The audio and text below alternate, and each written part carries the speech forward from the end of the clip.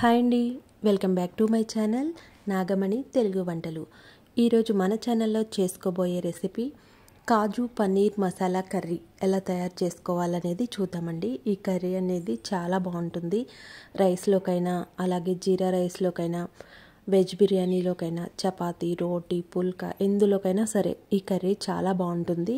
మనకి గ్రేవీ అనేది చాలా థిక్నెస్ వస్తుంది, చాలా బాగుంటుంది. ఈ విధంగా మీరు కూడా ఒకసారి ట్రై చేయండి. ఈ వీడియోలో ఇప్పుడు ఎలా తయారు చేసుకోవాలో చూద్దామండి.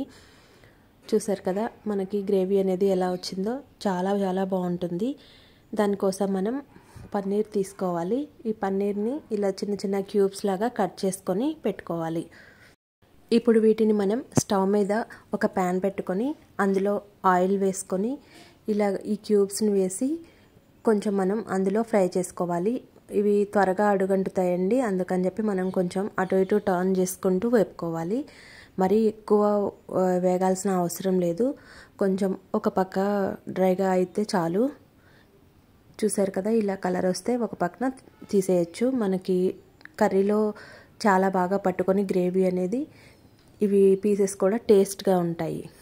వీటిని తీసుకొని పక్కన పెట్టుకున్న తర్వాత అదే ఆయిల్లో జీడిపప్పు అనేది కూడా వేసుకొని కొంచెం కలర్ చేంజ్ అయ్యే వరకు వేయించుకోవాలి. జీడిపప్పు కూడా ఇలా గుడ్లాగా ఉన్నాయి వేసుకుంటే మనకి ఈ కర్రీ టేస్ట్ అనేది చాలా బాగుంటుంది. మనకి తినేటప్పుడు ఇవి పంట కింద తగులుతూ ఉంటే టేస్ట్ మాత్రం చాలా బాగుంటుంది. చూసారు కదా, ఇవి ఇలాగా కలర్ మారే వరకు వేయించుకొని తీసుకోవాలి. మనం కావాలంటే బటర్తోనైనా చేసుకోవచ్చు, ఇలా ఆయిల్తోనైనా చేసుకోవచ్చు, లేదా నెయ్యితోనైనా చేసుకోవచ్చు.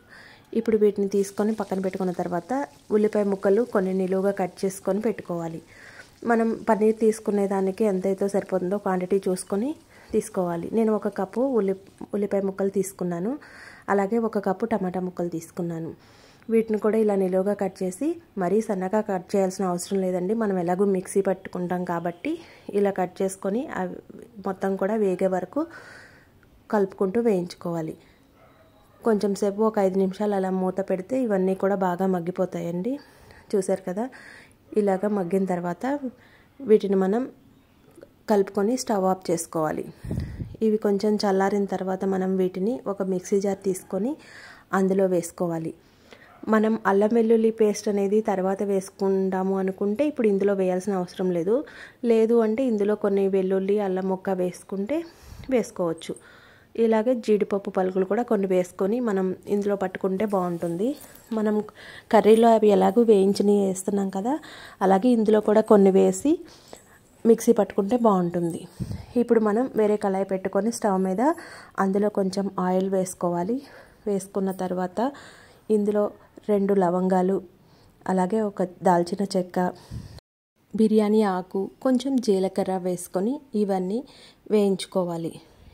ఇవి వేగిన తర్వాత ఇందులో మనం ఇందాక మిక్సీ పట్టి పక్కన పెట్టుకున్నాం కదా, ఆ పేస్ట్ తీసుకొని ఇందులో వేసుకోవాలి. మనకి ఇలా పేస్ట్ చేసుకొని వేసుకోవడం వల్ల మనకి గ్రేవీ అనేది చాలా రుచిగా ఉంటుంది. ఇలా వేసుకున్న తర్వాత మొత్తం కలిసేలాగా కలుపుకోవాలి. చూసారు కదా, ఇలాగా అడుగంటకుండా కలుపుతూనే ఉండాలి. సిమ్లో పెట్టుకొని కలుపుకుంటూ ఉండాలి. ఇప్పుడు ఇందులో మనం ఒక 1/2 టీ స్పూన్ పసుపు, అలాగే గరం మసాలా పౌడర్, అలాగే వేయించిన జీలకర్ర పొడి, సాల్ట్ రుచికి తగినంత, కారం 1 స్పూను ఇలా వేసుకొని మొత్తం కలిసేలాగా బాగా కలుపుకోవాలి. ఇలా కలుపుకోవడం వల్ల మనకి ఆ గ్రేవీకి మంచిగా పట్టుకుంటుంది. ఇప్పుడు ఇందులో మనం ఉంటే కనుక క్రీమ్ వేసుకోవచ్చు, లేదు అంటే పెరుగు ఉంటుంది కదా, అది పెరుగు డైరెక్ట్ వేస్తే తొలకలుగా అవుతుంది. అందుకని మనం బిస్కర్తో బీట్ చేసుకొని వేసుకోవాలి. వేసుకొని మొత్తం కలిసేలాగా కలుపుకొని ఆ తర్వాత అల్లం వెల్లుల్లి పేస్ట్ వేసాను. మనం అందులో అల్లం వెల్లుల్లి వేసి మిక్సీ పట్టలేదు కాబట్టి ఇందులో అల్లం వెల్లుల్లి పేస్ట్ వేసాను. అలాగే అదే గిన్నెలో కొంచెం వాటర్ పోసుకొని మనకి ఎంత గ్రేవీ కావాలనేది చూసుకొని దాన్ని బట్టి మనం కొంచెం వాటర్ కావాలి అంటే యాడ్ చేసుకోవచ్చు.